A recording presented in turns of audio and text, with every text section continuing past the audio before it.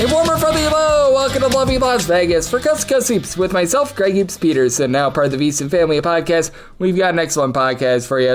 We're going to be joined in a few minutes by Blake Lovell, who does such great work over at Southeastern 16. I know that he is very hard at work taking a look at this great game that we all know and love of college basketball. We're going to be taking a look at some of the guys, in my opinion, are going a little bit under the radar. We're going to be chatting with them about the junior college transfers and the freshmen that are coming into the SEC, how difficult it is to be able to gauge a lot of these guys as well, and we're going to have a fun time just chatting with him about some of the teams that he's feeling bullish on in terms of the SEC. We're going to dive in quite a bit on Auburn and Alabama in this podcast as well, so a lot of good, clean chatter there, and with Blake, I know that he does such an amazing job gauging all things college basketball, so we're also going to ask him about a team or two, and he's actually going to give me a conference that he's feeling a little bit bearish on coming into the season as well. So we've got a great chat coming up today, lots of two-part conversations and lots of conference previews coming up on the podcast in the next few months. We're really out of transfer portal news and everything like that, so now we're trying to decipher what we've all got to get you guys set for what is going to be an amazing college basketball season. And if you do have a question, comment, segment idea, what have you for this podcast, you have one of two ways we offer those in. First one is my Twitter/X timeline at gunit_81. Keep in mind, there's the name does not matter, so per usual, please do send these into the timeline. Other ways, find an Apple Podcast review. If you rate this podcast 5 stars, it is very much appreciated. From there, you are able to fire in whatever you'd like to hear on this podcast via that 5-star review. While I did not get in any Twitter/X questions today, everything is powered by EdgeBoost. EdgeBoost is making sure that bettors are able to have access to the funds that they so badly want and need whenever and wherever. 100% of gambling transactions all get approved, and when you go to edgeboost.bet, put in that promo code of Greg, G-R-E-G. That's going to get you a dollar for dollar match on your first deposit up to $25. Now let's chat with our good friend Blake, who does such amazing work over at Southeastern 16. I know he just does an amazing job in general of gauging this great game of college basketball all 12 months out of the year. You're able to follow him on Twitter/X at the Blake Lovell. That last name is spelled Lovell. And Blake, always a pleasure, my friend. Thank you so much. Yeah, thanks for having me, Greg. It's always great to have you aboard, Blake. And Blake, I know you do such a great job of taking a look at this great game of college basketball. And before we lead off with our conversation, what do you find is always the toughest things to be able to gauge going into an upcoming college basketball season? Because I think that there's so much with regards to roster building, whether or not the chemistry is going to be there or not. But for me, it's just all about these guys that never played college basketball before. I'm not even talking about the guys going from like D2 to D1. I'm talking about the high school recruits and the junior college transfers, because there's just not a lot of tape on them, and there's just a lot of unknowns, in my opinion, when it comes to those guys. Yeah, I agree. And I think, we're in an era now where used to, if you were a highly rated freshman and you were signed by, let's say, a power conference program, you pretty much knew you were going to come in and have a chance to play a lot of minutes right away. But as we've seen, like where teams are prioritizing experience in the transfer portal and all that, that's not always the case. I mean, there are guys that may come in as, top tier type recruits. Obviously we're not talking 1 through 5. If you're number 1 or 5 in the country, you're probably gonna have a chance to play a lot of minutes, but there are other guys that maybe a little bit further down in that range that don't have kind of that guaranteed spot you feel like they used to have just in the rotation from day one. And so I'm with you. I think it's kind of figuring out how some of these guys in an era that has really valued experience and valued kind of a lot of these guys returning, because they're getting paid, money now, and it makes more sense for them to come back and have that extra year of college. And so it puts some of these younger guys, or like you even said, even guys who are transferring in from the JUCO level or elsewhere, in a position where it's kind of harder to slot exactly where they're going to be in some of these rotations, even if, they're very talented. Yep, I'm right there with you, and I do think that it's really interesting to take a look at some of these teams, because I've noticed that Auburn, out of all the teams in the SEC, they've really been the bunch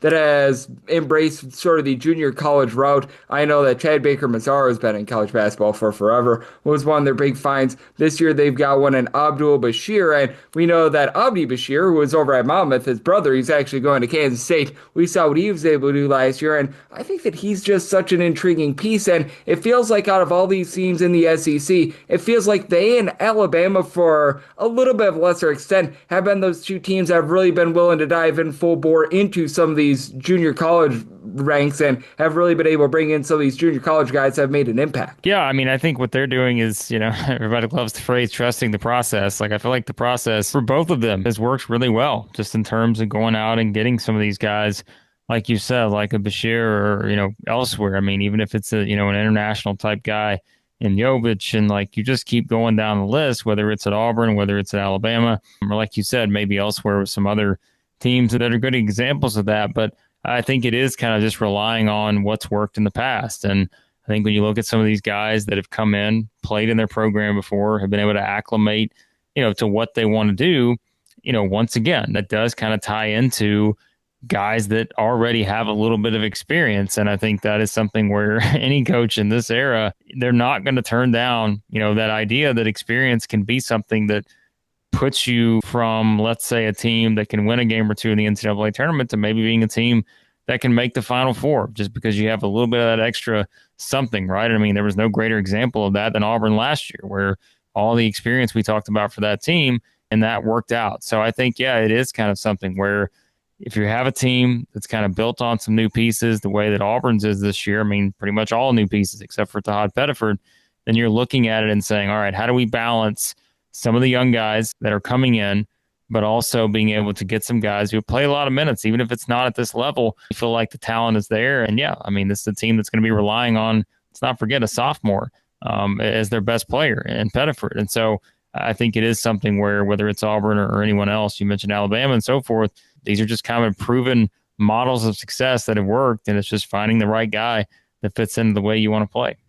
Yep, absolutely. And it's going to be very interesting to see what does happen with Todd Pettiford, because we know that he got the DUI a few weeks ago. Have yet to see what we're going to be getting in terms of him and how long he's going to be out, if he's going to be missing any sort of game. So that's going to be a fascination for Auburn moving forward, as Blake Lovell, who does such a great job over at Southeastern 16, he's joining me on Coast to Coast Hoops, and Auburn is one of those very interesting teams. And I did talk about Alabama as well. And for Alabama, they've actually done a solid job of being able to bring in some junior college guys, and they've got one or two that they're going to be bringing in for this upcoming season. Not quite the impact that we've seen in past years for Alabama, but I do think that they are embracing this as well. They're going to be bringing in a few guys that I think could be some interesting mixers and shakers. And how do you take a look at this Alabama roster? One where it feels like, much like Auburn, they've lost a few pieces as well. They did a nice job with regards to trying to be able to retain some of their own from a season ago, but it does feel like it's going to be a new look team after last year. You sort of had a bit more of a known commodity when it came to Mark Sears. Yeah, I think with Alabama, you're looking at a team that's probably going to start 3 underclassmen, and you're pretty much looking at Aiden Holloway, and then, Bowen, of course, who comes over from Florida State, who I think is probably the biggest piece here, maybe that determines, how far Alabama can go, because obviously he's a very talented player. And I think you just look at, we always say it's the fit within the system, but I think he's a great fit in terms of what he can be under, playing for Nate Oates. And for them, my guess is this probably looks more like what you're used to with Alabama, and that is they're going to be able to hit a lot of threes. I think that will certainly be one of their biggest strengths, because I do think they've got a good group of guys who can knock down shots from the outside. And I'm also looking at it and saying, well, defensively, we've kind of always drawn on that comparison of Nate Oates' best teams, that they've been the ones that sometimes they do have a chance to where they are kind of at that elite level defensively. But then again, if you shoot it so well and you can just score the ball, you could get what happened, a couple of years ago, where they make the Final Four, they just get on a run where they're scoring a lot of points, you just can't stop them. I don't know if this team hits that level the same. I think they do have the ability in terms of their 3-point shooting when you just look at the roster they have. But I think the biggest key for Alabama, without question, is going to be their front court. And I mentioned Bowen. I mean, he's 6'10", 205, and he's going to kind of lead the way. But elsewhere, you've got guys that have to take a big step forward, whether it's, looking at someone like Aiden Terrell, who's there. He's a sophomore. And I think you're talking about, if you're making a list of 5 breakout candidates in the SEC, he's got to be on there, because he has to be a breakout candidate, I think, for Alabama to be really successful. And then, someone coming in like a London Jemison as a freshman and so forth, they've got size. There's no question. They got a lot of size in the front court, but they're going to need, I think, a couple of these guys to be just completely rock solid right off the bat in these new roles for them to be successful, even though, as always, they're going to be driven by their guards. But yeah, I think Alabama's a team and roster that's kind of grown on me more throughout the offseason I think my expectations are higher for them than they would have been maybe a month or two ago. But a lot of that, to me, is going to depend on that front court development. Yep, it certainly is. And with Alabama, it is going to be so interesting to see how they move on from so many of those pieces from a season ago that did lead them to the Elite Eight. As we know, it's a very distinct style, one where the defense typically a little bit suspect, but the offense, we know that it is going to be there. And I do think that when it comes to these freshman classes as well, it is going to be very interesting to see what we get there, as we know there's going to be a great freshman class that is going to be coming in with so many of these different teams. You were mentioning Alabama, the way that they've been able to recruit over the last few years. They've really done a tremendous job on that front. But how do you just take a look at the SEC and their recruiting? Because obviously Kentucky used to be the team that would bring in like 10 out of the top 20 guys and things like that. And while Kentucky is still doing a solid job of being able to recruit, they still got like two of the, I would call them top 35 guys, and like Jasper Johnson along with Malachi Monroe. It's not quite what we've seen in the past, and it does feel like with the SEC, while they're still doing a nice job of being able to land a lot of these 4- and 5-star guys, it really has been a little bit of a changeover to more of these experienced guys via the transfer portal. Yeah, it has for sure, and I think that's just, seeing what we've gotten from guys like, Jani Broome and Mark Sears, and just going down the line with guys like that who have just become, on a different level. And we see why. It's just because these are guys who have played so much college basketball. But like you said, there's still a place, even though maybe it's a little more unpredictable, there's still a place to have just completely talented freshmen with high potential. And, a lot of teams in the SEC are going to have that this year, whether it's, looking at the group that Arkansas, exactly. Look at what Arkansas brought in. And I feel like if you're looking at it there and saying, what's a team that's basically potentially just driven by the outstanding play of freshmen, like it could be Arkansas. They've obviously got some really good players elsewhere that are going to make a big difference. But when you look at Darius Acuff and Malik Thomas, and you're saying, all right, there's two of the top 10 maybe players in this class, like they're expected to come in right from the bat, be someone, be a group that can just simply drive John Calipari back towards a Final Four.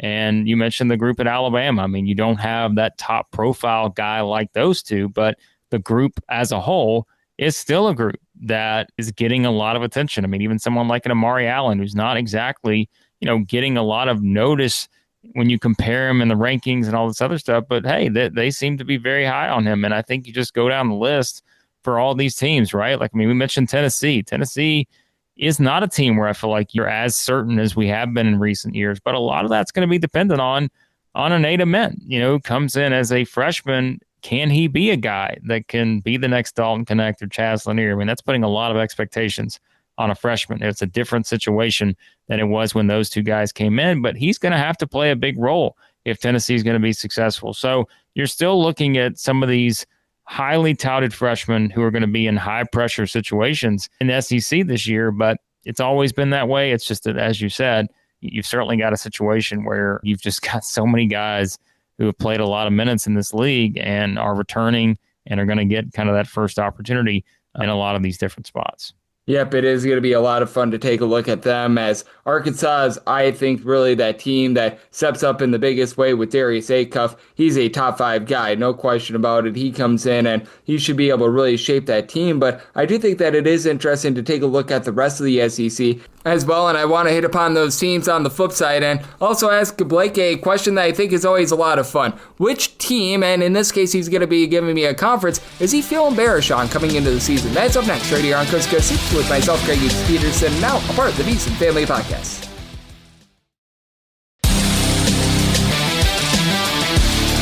And we're back here in lovely Las Vegas for Coast to Coast Hoops with myself, Greg Peterson, now a part of the Beast and Family Podcast.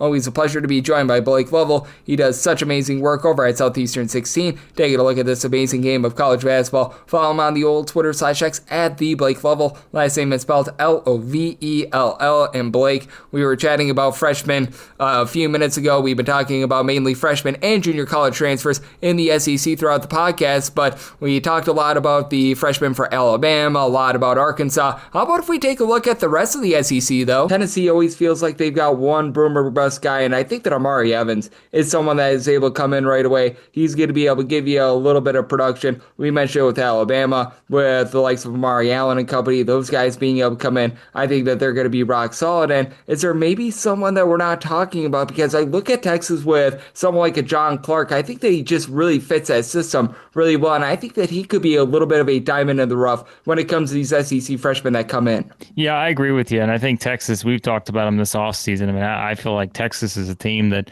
is another one that really kind of has grown on me a bit. And I think a lot of that has to do with sometimes you're just banking on Sean Miller because he's had, a proven track record of success. And, you mentioned having a guy like that who's got size. And I think that's one of Texas's biggest strengths. If you look at their roster, that front court size and really potential rotation they could have is pretty impressive. And, you feel like things are already kind of set in the backcourt with Jordan Pope returning. Obviously, you got Kendall Weaver in there, Tremont Mark's back. And you just go down the list of these guys that they have in the mix there. Wilshire's on the roster now. And I'm just like, there's a lot to like about Texas. May not have as much depth necessarily, 1 through 15 as some of these other teams. But I think when you look at just the starting point, if you add in someone like that as a freshman who can make an impact, that's huge. And then I'll go back to Florida just because you look at Florida and feel like, all right, it's a team that's already got depth.